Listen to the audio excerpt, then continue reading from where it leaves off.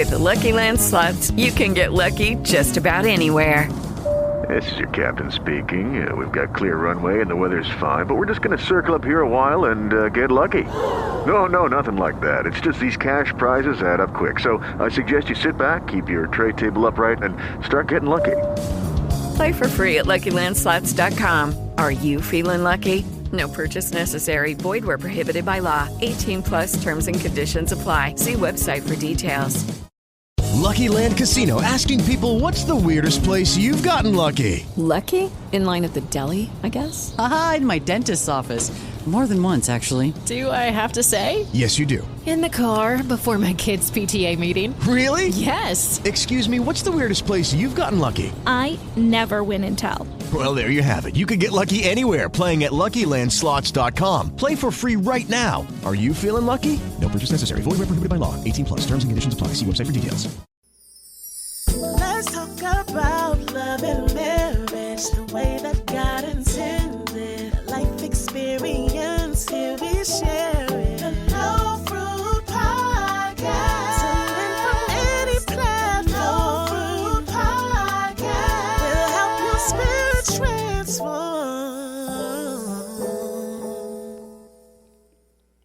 Hey everyone, thank you very much for tuning in today. Hello. I know it's been a little while, but But a whole lot has been going on.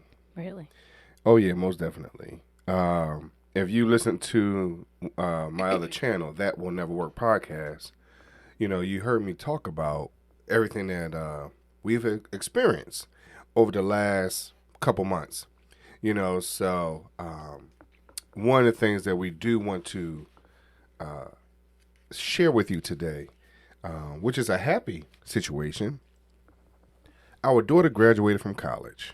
whoa, yay! She graduated from college, and We all graduated with her. I know that's right.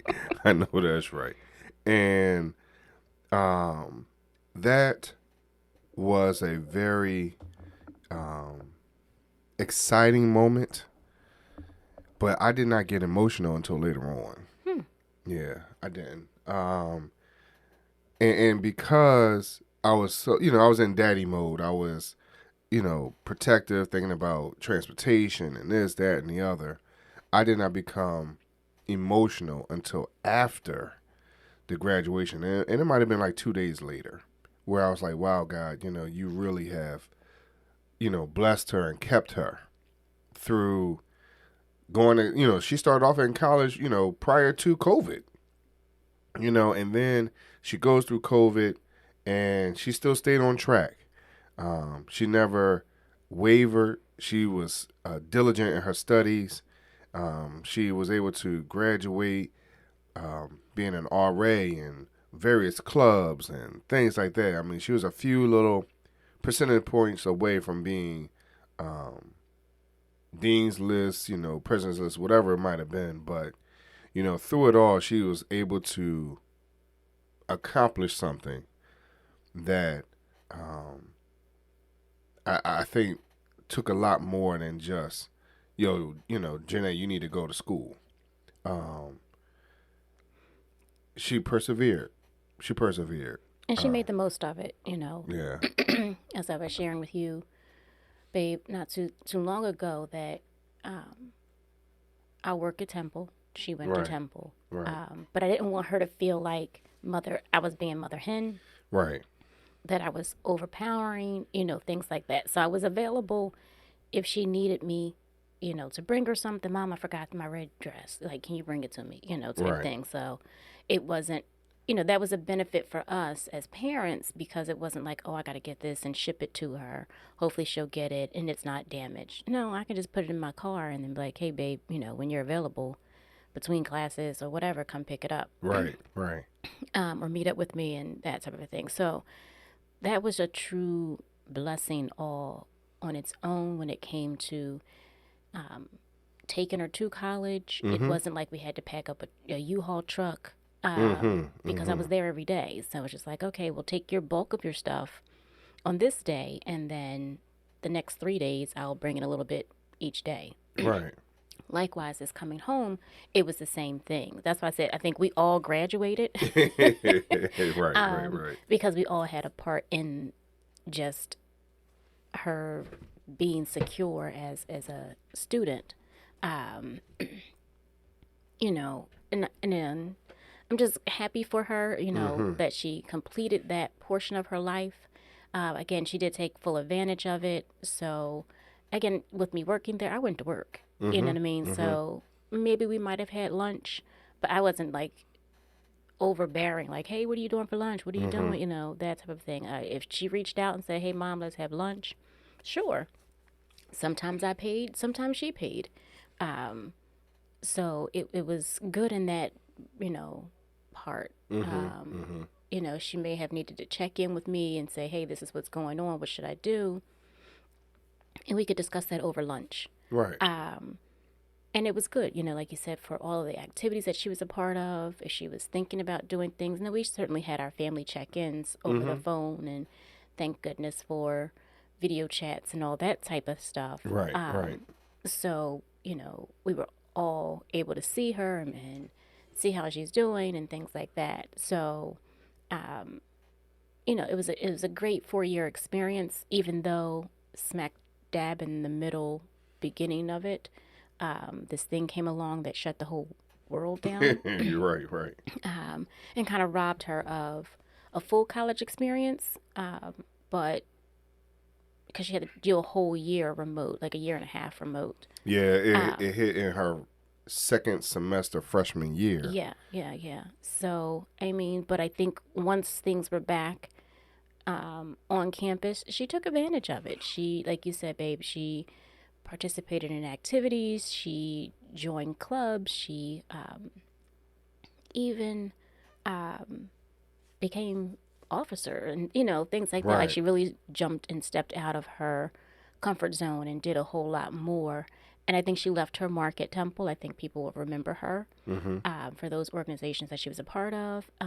And I think overall, she wouldn't have a whole lot of shoulda, woulda, couldas. Right. I think some things that she wanted to do didn't pan out, but perhaps it was just because it wasn't in God's plan. Right. Some things that, you know, we look now for what she has as a career goal. We look back now, I'm like, I wish you would have known that your freshman year, because we could have set some things up a little bit differently, you know, when it comes to internships or volunteering and things like that. I think she would have benefited from that. So here's my question though. Excuse me. The in those programs or whatever it might have been, like you said, the internships or whatever else, you know, as much as I wanted to have her focus on a particular goal, but you know, a lot of people, you know, that we spoke to about college, you know, they say, hey, you know what? It's not, you don't have to have a goal. You don't have to do this or whatever. It's kind of go in and be free. Well, I think one of the things that she's experiencing now, because now, even though she did graduate from with her undergrad degree, now she's going to get her graduate degree, being her master's. You know, and taking her to her master's program, they're like, well, you need to make up your mind. You know, so do you think that she should have gone in more focused on what she wanted to do? Because then she would have been able to take advantage of those other programs undergraduate-wise? Oh, you know, what's your thoughts? I mean, I think it's multifold. I mean, I think for some individuals, yes, you know, take advantage of all that a university has to offer, you know. So when else in life are you going to take a class in, you know, ceramics? No. Let's use your regular class. Use your regular class. Basket weaving. Yes. So when else can you do that if that's an interest of yours? Right. You know, because you may not have been able to do it in, you know, while in high school and whatever. And this is, you know, you all have to take electives, you know. So is that where you kind of figure out more about yourself? I think people say that because they realize after these 4 years, as quickly as they go or over, most of us become adults, and you get a job and you pay bills, and then that part of life is a little bit over. Right, At least right, it right. was. Right. I think for this generation, they're not so quick. I mean, yes, they go and get a job. When I look at my other students, they have gone out to get a job and they're paying their bills, but they're still in somewhat party mode. You know, they still hang out, they still socialize, those types of things that they would do in college. Right. And they just learn how to maintain it and still get up and go to work Monday through Friday. Right. Right. So I think that's the difference of what people are kind of saying. It's like, hey, figure yourself out, because the world's going to look at you differently once you have a degree. So don't come out with a degree and be wishy-washy. Like, don't come out with a degree in computer science and then say, I want to be a English teacher. You know, I'm like, well, where did that come from? Right. You know, so it's like you were supposed to figure all that out during those 4 years. Right. Do you have any English, classes? Yeah, I took English 101. Like, well, how do you know you want to be an English teacher? So, so I think that's what they mean. Like, hey, during this period of life of self-reflection, identity, figure it out what it is that you would want to do. And I think the issue is that at that age, people want them to know what they want to do for the rest of their lives. And at 18 years old, for real, like, you're 18. You have just a few years underneath of you, and most of those years with mommy and daddy or with grandma or auntie, whoever it may have been, and you don't know really what you want to do. You haven't had an experience to know, like, hey, I want to be a bank teller, or I want to be, an English teacher, or I want to be a scientist and develop the cure for some said, disease. But any of you do have an inkling, you haven't put your hands on it, and you don't know what it takes to get there and stay there. So I'm on the fence about it because, again, I mean, we've had this conversation multiple times. Yes, we have. Which way I'm going. But just for you, the listener, I think, unfortunately, as a culture, we use that as an excuse of not, hey, you know what, we don't know about this, that, and the other, and you're still only 18 or whatever else. But that's our culture. Again, other cultures, you're born and your parents tell you you're going to be a doctor. Right. Or they also grow up in a certain situation and realize that this is really what my mission is, or whatever the situation is. So I think in other places, they're a little more focused as to where they're going, what they're doing. Now, that's what we see. That's what we hear. We don't know about those that are little, I don't know how to put it, but those that are not as focused. Because you can't sit here and say every culture is 100% focused, even though that's what you see. Yeah. Right. And that's the message they put out.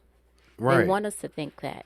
So that we look at those individuals who are focused, and then we don't pay attention to the ones that are not.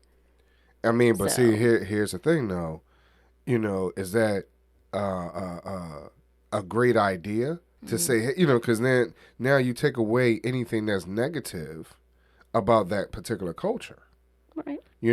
Unfortunately for us as African Americans, we're viewed very negatively, right? And a lot of times I feel as though we play into that role. We play the victim. Yeah, we play the victim, right? And so, and then we're really, really, really, really, really impressed with those individuals that has a goal. They go and achieve it and become it and be successful. It's like we're shocked in a lot of ways, versus someone that, they were able to struggle and now they went to school and they just so happened they fell into a job that allowed them to become a little bit better than what they were, so we're surprised, we're shocked, and that's not the expectancy. Like, we should expect for our people to be great. You get what I mean? Right. Instead of hoping for them to be great. Especially for those individuals that thinks that, they're better than. You get what I mean? But that's just the way I feel about it. Again, I mean, we would love to hear what y'all have to say about, that idea about cultures and what they present to the rest of us, the world. And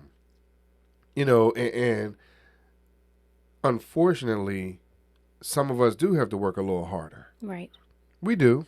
But how do we change that idea? I mean, so, I listen to our daughter, right now, not knowing where she wants to go or what she wants to do.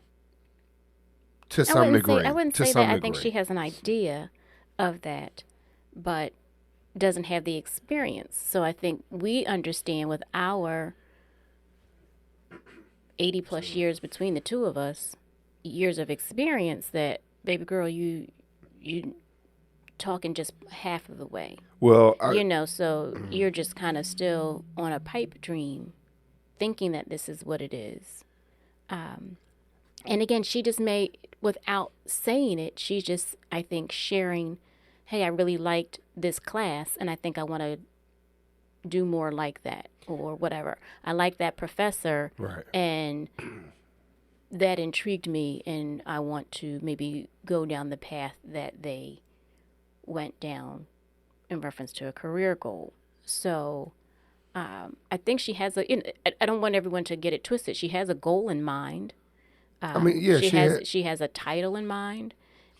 Now, like with everything, it's to say, hey, if I want to be a doctor, there's so many different types of doctors out there. So the reason why I'm coming to that conclusion, because of sitting with her with the advisor, and the questions that the advisor was asking her, almost as if, you need to have a better idea today of where you want to get to, because by year 2, everything needs to be geared towards that. Right. So everybody's following our conversation. He's talking about the advisor at graduate school. Yes.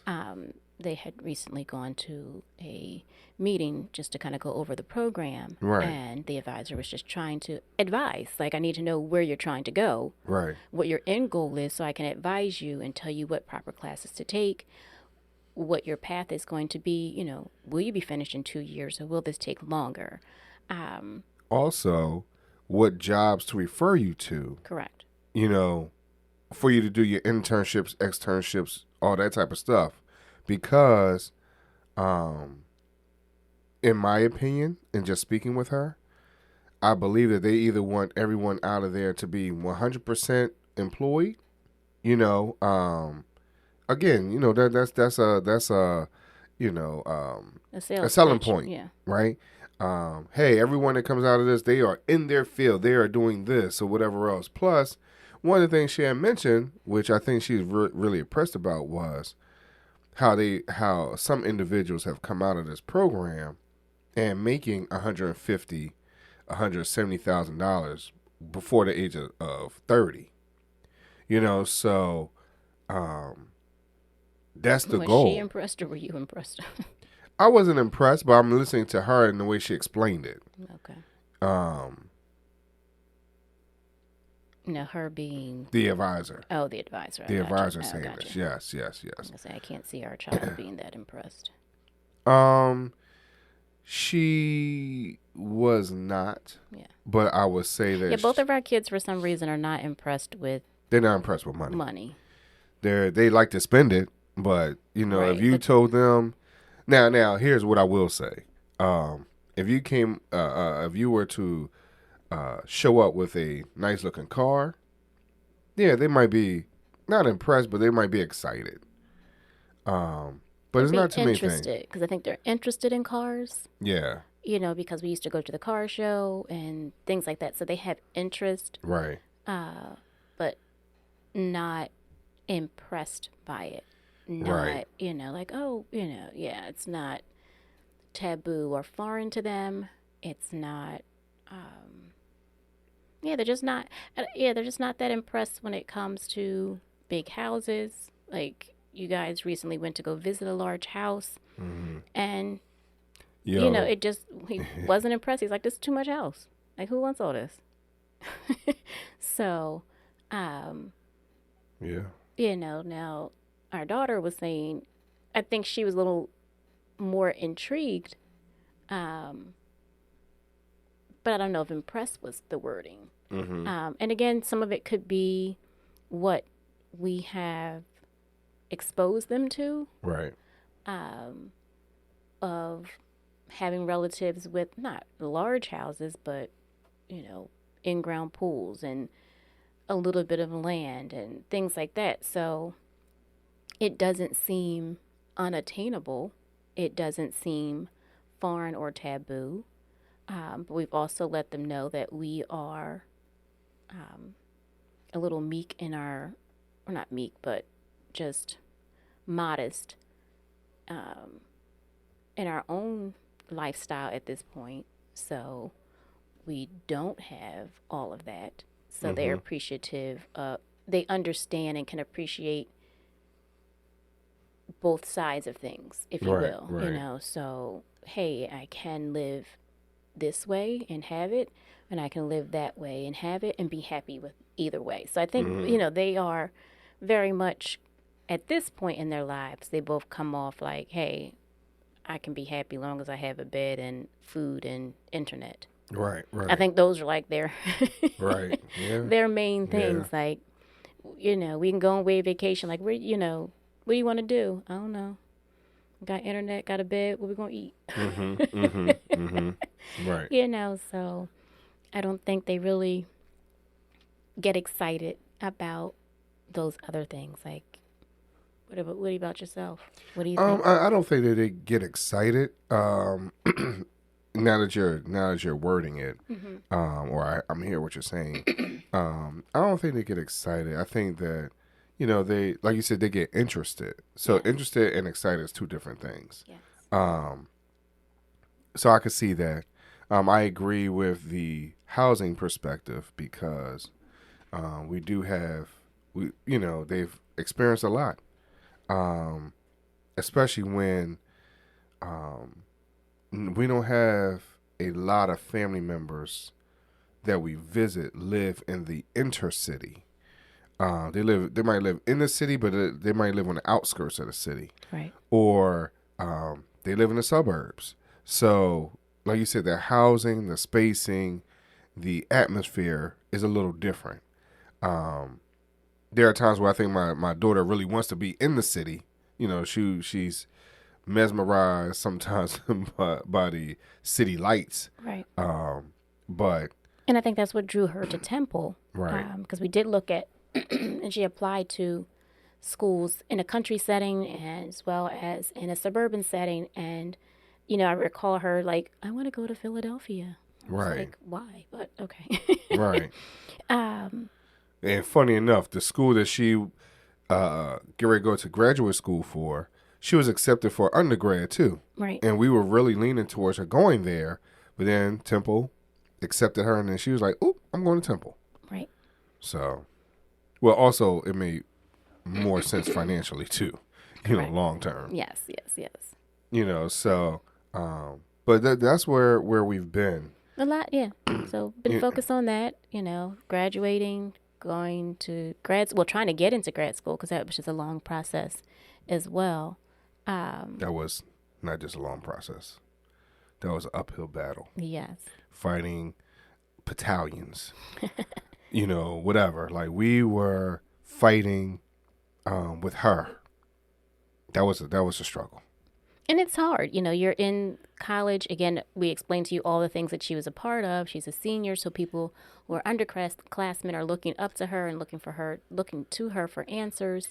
She had a job on campus that she was getting paid for. It was a kind of a work-study type thing. She had a couple of those. She tutored off campus to underprivileged children in the area.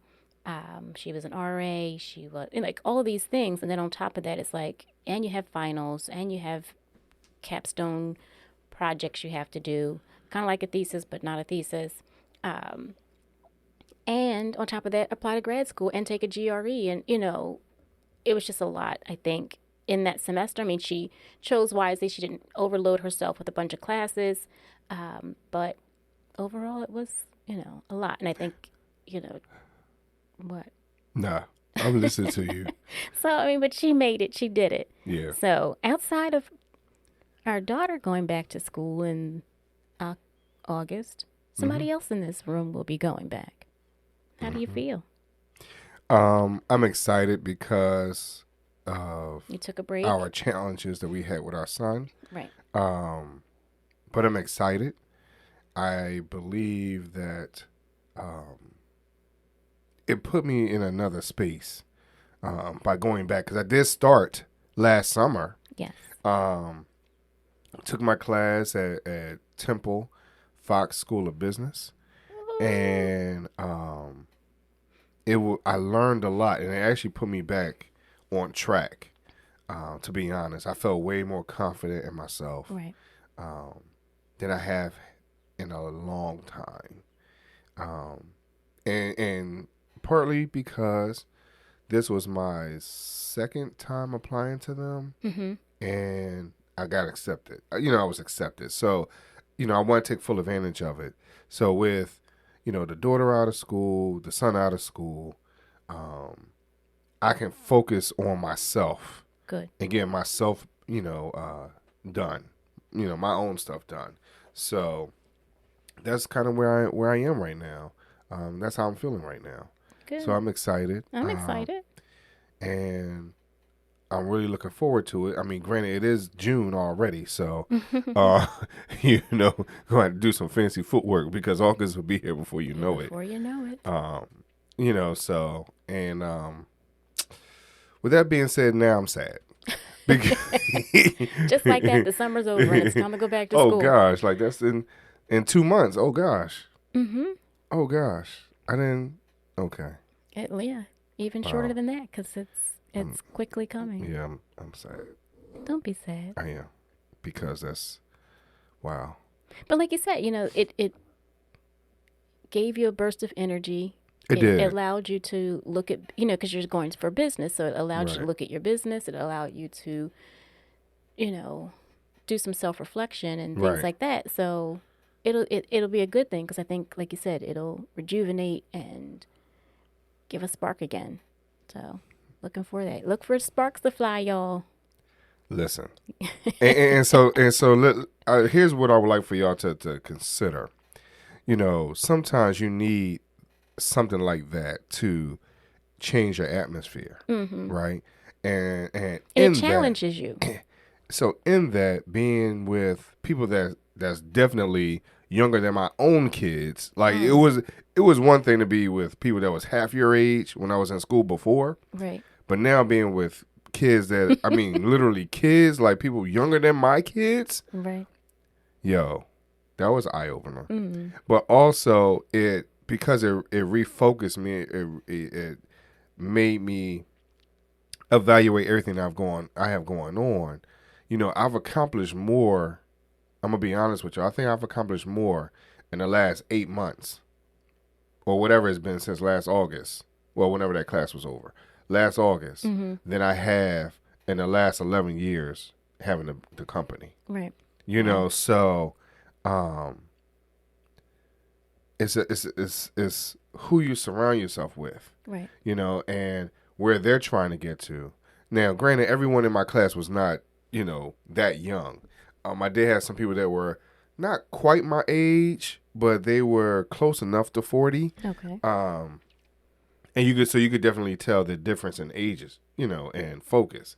But I have to say that it was an honor to be on. That's how I felt. And you made great connections. You connected with your professor. You connected with some other people in class, and it's good. Right. It's a good networking way to do things.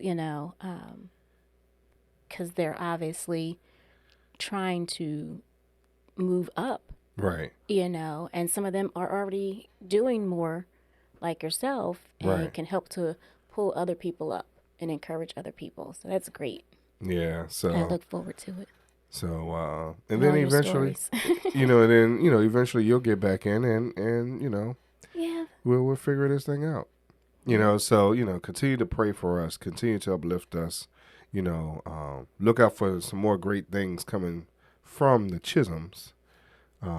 Be sure to take a look at our YouTube channel, because we're going to start putting out videos and things like that very shortly. So you're going to see more great content from us. Yes. So thank y'all very much for listening today. Just Google the names. That's it. I don't know if you want to do that. Why not? Because you'll see our names probably for the first, even though my name though, if you Google my name, yes, you might see me, but you'll also see some other challenging people with the same name. Right. I thought it was very interesting when I Googled my name the other day. And that's all. That's it. Sounds like a good show to me. Yeah, pretty much. Thank y'all very much, y'all, for listening today. Thank you. And tune in for the next episode. Later. Bye.